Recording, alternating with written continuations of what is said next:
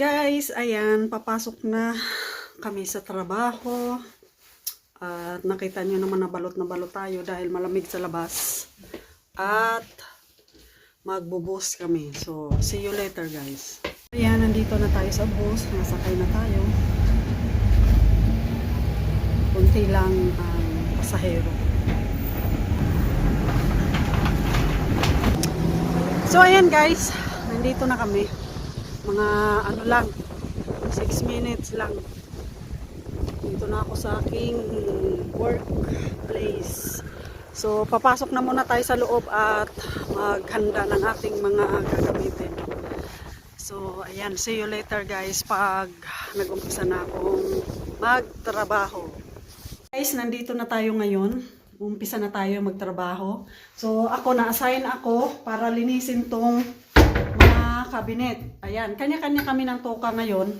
Ayan, itong cabinet na lang to ang lilinisin ko. Ayan. At itong initan ng tubig kasi yung initan ng tubig, yung iba ay parang nag-aasin-asin. So, kailangan natin linisin yan. So, yan lang ang trabaho natin ngayon. Yung iba naman ay magtatanggal nitong mga sapin ng upuan. Tatanggalin nila yan, tapos papalitan ng bago.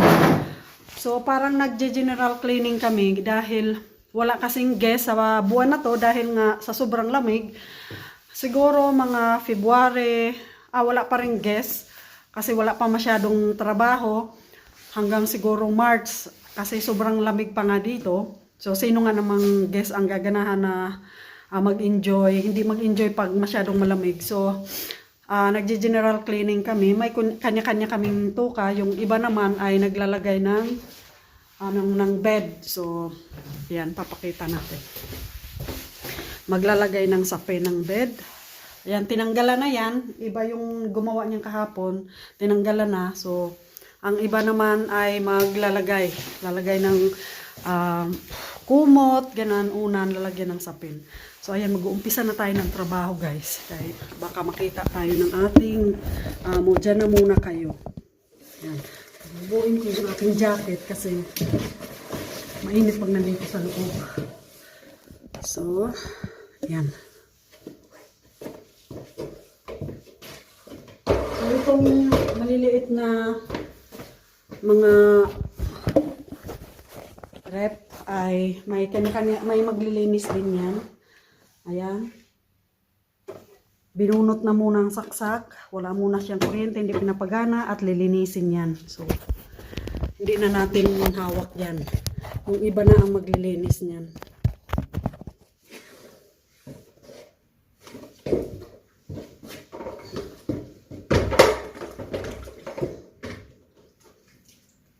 Ingatan lang kung mabasa sa ilalim. So, hindi nyo kukita. So, ganyan lang.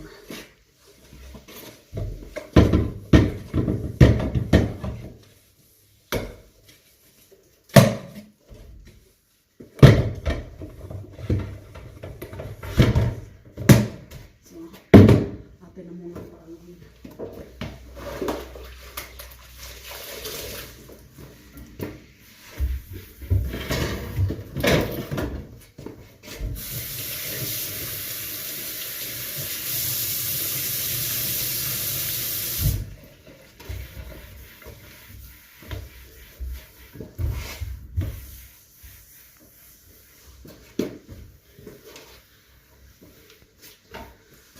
medyo easy pa muna ngayon ang trabaho, pero pag marami ng guests, nako, masyado ng busy at doon ka na makakaramdam talaga ng hirap. Lalo na pag nagbibiding ka na, hirap yun. Madalian, lalo na dadating na yung mga guests. Parang stress.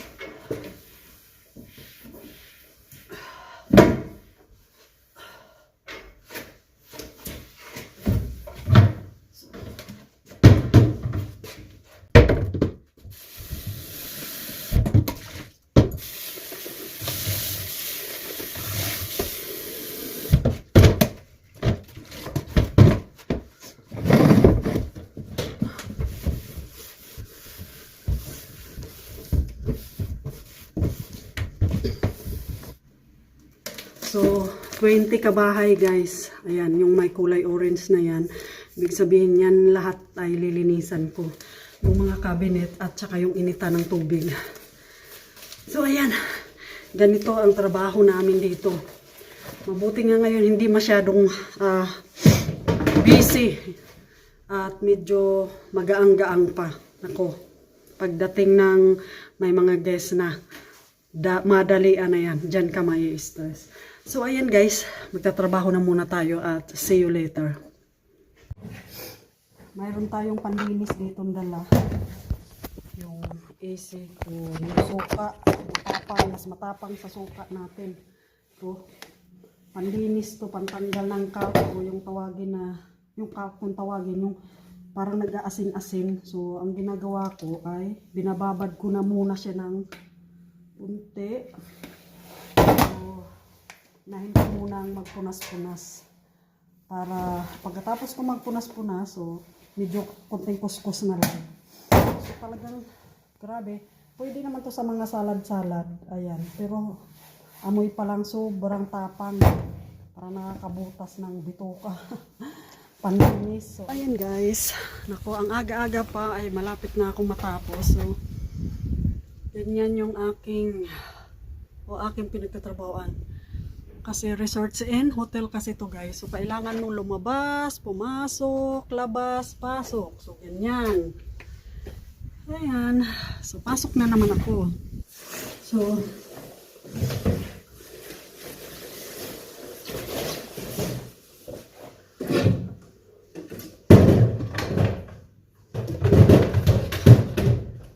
babaran muna natin ang suka para yung latak or asin-asin tanggal.